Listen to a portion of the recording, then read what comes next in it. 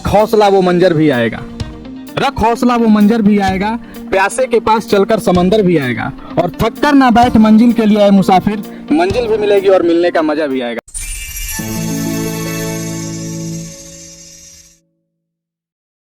तो चलिए, आशीष पब्लिकेशन के इस प्यारे चैनल में आप लोगों का फिर से स्वागत है।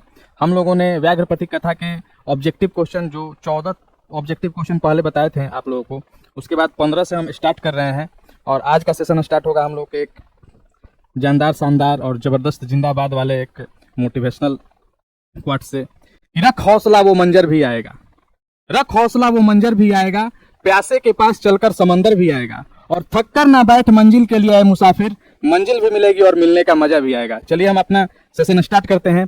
देखिए, 15वां क्वेश्चन है कि रोगियों के लिए पथ्य क्या है। पथ्य का मतलब क्या होता है? पथ्य,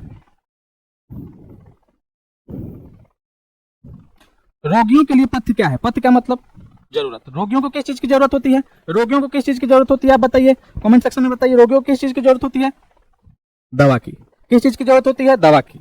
अब देखिए, भाग्य न एतत् संभवति, यह भाग्य से संभव है, यह बात कौन सोचा, चाहे यह बात किसके द्वारा विचार किया गया। ये क्वेश्चन आया 2024 के एनुअल एग्जाम के फर्स्ट शिफ्ट में, ये तो छूट गया है।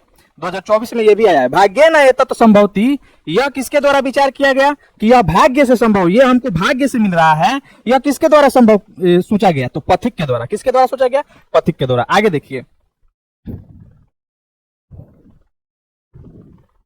अब आइए 17 नंबर, ज्ञानम भार क्रियाम बिना। ज्ञान आपका भार के समान है जब तक आप अपने ज्ञान का सही दिशा में उपयोग नहीं कर रहे हैं। यह वाक्य, इसमें एक रेखांकित प्रश्न होगा, वह किसके द्वारा? देखिए, क्रियाम। क्रियाम में क्या है? मुंह में हलन तो यहाँ पे छूट गया है। तो क्रियाम जैसे है वैसे ही यहाँ पे क्या है? काम। आम, काम। और किसको मिल रहा है? कस से मिल रहा है। इसमें देखिए, तो कस से है, स्या है नहीं, कस्मिन है नहीं, कम है नहीं, क्या मिल रहा है? आम, क्रियाम। अब देखिए 18 नंबर क्वेश्चन में क्या है? प्रोक्ता शब्द का अर्थ क्या है? प्रोक्ता का मतलब क्या हुआ? प्र जोड़ उक्ता। प्रोक्ता को अगर संधि विच्छेद करेंगे तो प्र जोड़ उक्ता, प्रोक्ता। प्रोक्ता का मतलब होता है कही गई। प्रोक्ता का मतलब कही गई। इसमें अक्ता प्रत्यय लगा है। जब आपको संस्कृत में उपसर्ग प्रत्यय पढ़ाएंगे तब बताएंगे। तो प्रोक्ता का अर्थ क्या होता है? कही गई। लिखी गई नहीं होगा, पढ़ी गई नहीं होगा, चली गई नहीं होगा, क्या होगा? कही गई होगा। आगे देखिए 19 नंबर क्वेश्चन, व्याघ्रपथिक कथा पाठ में अविश्वासी पात्र किसे कहा गया है? व्याघ्रपथिक कथा पाठ में अविश्वासी पात्र किसे कहा गया है? अविश्वासी का मतलब क्या होता है? धोखेबाज। कौन धोखेबाज था? किसने धोखा देकर पथिक को फंसा लिया? तो बाघ। कौन फंसा लिया? बाघ। तो व्याघ्रपथिक कथा पाठ में अविश्वासी पात्र किसे कहा गया है? तो बाघ को कहा गया है। आगे देखिए, व्याघ्रपथिक कथा पाठ के रचयिता कौन है? तो हम लोग बताए थे कि पंडित जी। इसमें पंडित जी आपको कहां दिख रहे हैं? यहाँ पे नारायण पंडित। व्याघ्रपति कथा पाठ के लेखक कौन है? तो नारायण पंडित। कौन है? नारायण पंडित। विष्णु शर्मा नहीं होंगे, बृहस्पति नहीं होंगे, व्यान भट्ट नहीं होंगे, कौन होंगे? नारायण पंडित। 21 नंबर क्वेश्चन देखिए, व्याघ्रपति कथा किस ग्रंथ से उद्धृत है?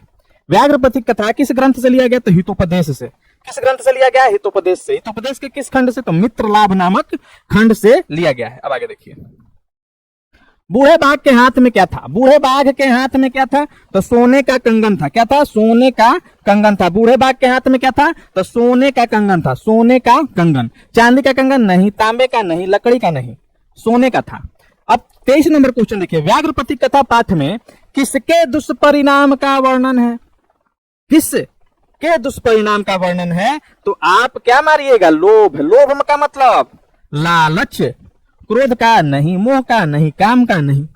तो व्याघ्रपति कथा पाठ में किसके दुष्परिणाम का वर्णन है? तो लोभ का। लोभ का मतलब लालच। अब आगे देखिए, हितोपदेश कैसा ग्रंथ है? हितोपदेश कैसा ग्रंथ है? धार्मिक कथा ग्रंथ है, बाल कथा ग्रंथ है, वैज्ञानिक कथा ग्रंथ है कि व्यंग कथा ग्रंथ है? तो इसमें बालकों को कथा के माध्यम से शिक्षा दी जाती है। तो यह कैसा ग्रंथ है? यह धर्म से संबंधित नहीं है, क्योंकि रामायण है, महाभारत है, गीता है, ये सब धार्मिक कथा ग्रंथ है। लेकिन ये जो हितोपदेश है वो बाल कथा ग्रंथ है, क्योंकि इसमें कहानियों के माध्यम से बच्चों को समझाया गया है कि हमें अपने जीवन में कैसा व्यवहार किसके साथ करना चाहिए। ठीक है, और हर कहानी में किसी न किसी चीज की शिक्षा दी जा रही है। हितोपदेश के रचनाकार कौन है? तो आप लोगों को पहले ही बताए थे, हितोपदेश और व्याघ्रपथिक कथा पाठ दोनों के रचनाकार कौन है? नारायण पंडित। विष्णु शर्मा नहीं होंगे, दंडी नहीं होंगे, वान भट्ट नहीं होंगे। तो हितोपदेश के रचनाकार कौन है? नारायण पंडित। ठीक है, ये 25 क्वेश्चन था और ये सारे क्वेश्चन भी आई हैं।